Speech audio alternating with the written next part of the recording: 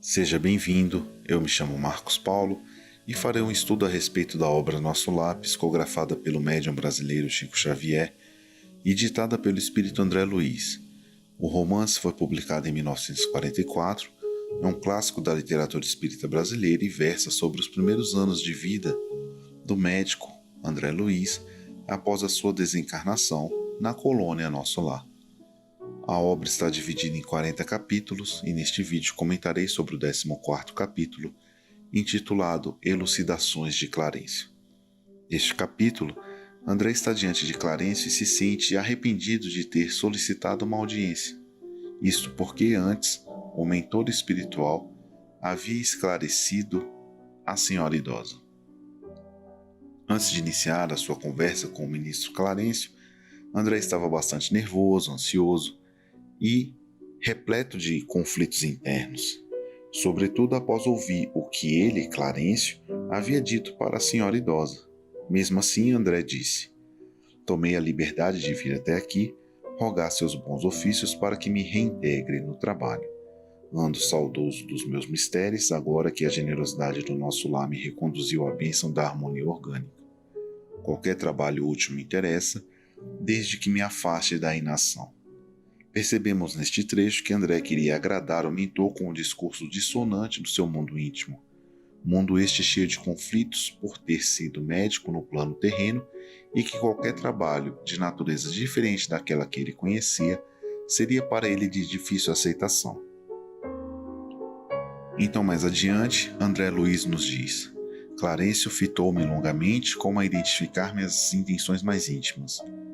Já sei, verbalmente pede qualquer gênero de tarefa, mas no fundo sente falta dos seus clientes, do seu gabinete, da paisagem de serviço com que o senhor honrou sua personalidade na terra."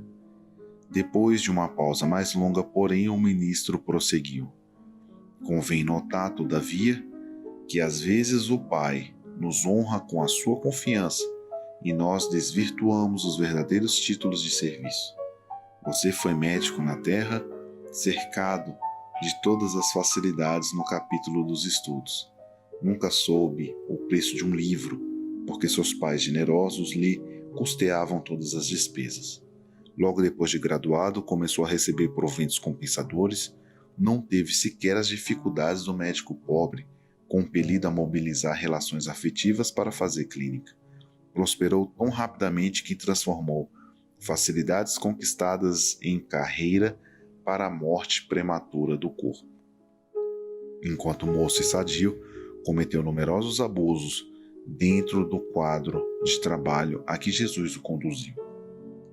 Respeitosamente, André ponderou: "Reconheço a procedência das observações, mas se possível estimaria obter meios de resgatar meus débitos, consagrando-me sinceramente aos enfermos deste parque hospitalar." Ao que Clarencio respondeu: "Impulso muito nobre, contudo é preciso convir que toda tarefa na terra, no campo das profissões, é convite do Pai para que o homem penetre os templos divinos do trabalho. O título para nós é simplesmente uma ficha, mas no mundo costuma representar uma porta aberta a todos os disparates. Com essa ficha, o homem fica habilitado a aprender nobremente e a servir ao Senhor no quadro de seus divinos serviços no planeta.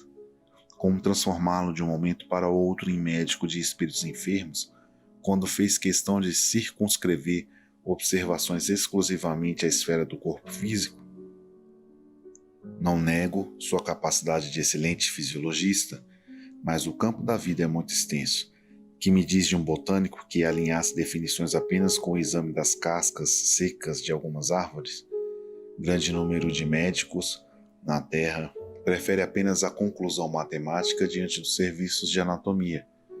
Concordemos que a matemática é respeitável, mas não é a única ciência do universo. Como reconhece agora, o médico não pode estacionar em diagnósticos e terminologias. Há que penetrar a alma, sondar-lhe as profundezas. Muitos profissionais da medicina no planeta são prisioneiros das salas acadêmicas, porque a vaidade lhes roubou a chave do cárcere. Raros conseguem atravessar o pântano dos interesses inferiores, sobrepor-se a preconceitos comuns e, para essas exceções, reservam-se as zombarias do mundo e o escárnio dos companheiros. Fiquei atônito, não conhecia tais noções de responsabilidade profissional. Assombrava-me a interpretação do título acadêmico reduzido à ficha de ingresso em zonas de trabalho para a cooperação ativa com o Senhor Supremo. Mais adiante ainda, Clarence explica que, no momento, André não poderá ser médico em nosso lar, mas que poderá assumir o cargo de aprendiz oportunamente.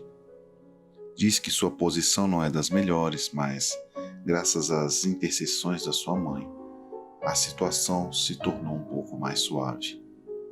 Este é um capítulo bastante fecundo, primeiro porque estabelece um novo significado para o trabalho.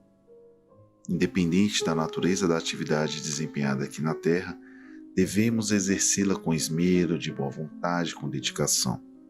Segundo, que aqueles que nos buscam, mas que não possuem meios de recompensar as nossas ações profissionais, devem ser tratados igualmente com carinho e respeito, auxiliados naquilo que estiver ao nosso alcance. Por fim, percebemos que a gratidão se espraia além do campo físico. André recebeu auxílio de sua mãe, mas também de alguns pacientes que ele havia atendido, ainda que de má vontade, no mundo físico. Conforme diz Clarencio a seguir: examinei atentamente as suas notas, muita imprevidência, numerosos abusos e muita irreflexão. Mas, nos 15 anos de sua clínica, também proporcionou receituário gratuito a mais de 6.000 necessitados. Na maioria das vezes, praticou esses atos meritórios absolutamente por troça, mas, presentemente, pode verificar que, mesmo por troça, o verdadeiro bem espalha bênçãos em nossos caminhos. Nesses beneficiados, 15 não o esqueceram e têm enviado até aqui veementes apelos a seu favor. Devo esclarecer, no entanto, que mesmo o bem que proporcionou aos indiferentes surge aqui a seu favor. Outro aspecto importante que podemos retirar desta unidade diz respeito à questão da humildade. A humildade naquilo que conhecemos, porque, conforme diz Clarencio, as portas se abrem no mundo para todos os tipos de disparates aqueles que têm títulos acadêmicos, mas devemos compreender que esses títulos são muito restritos, são fichas, conforme o próprio ministro diz, que facultam a possibilidade de um trabalho, mas que não determinam um conhecimento absoluto.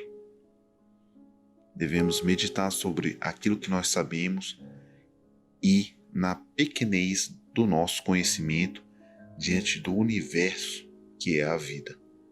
Essas foram as principais considerações acerca do capítulo. Espero que tenham gostado dessa unidade e até o próximo encontro.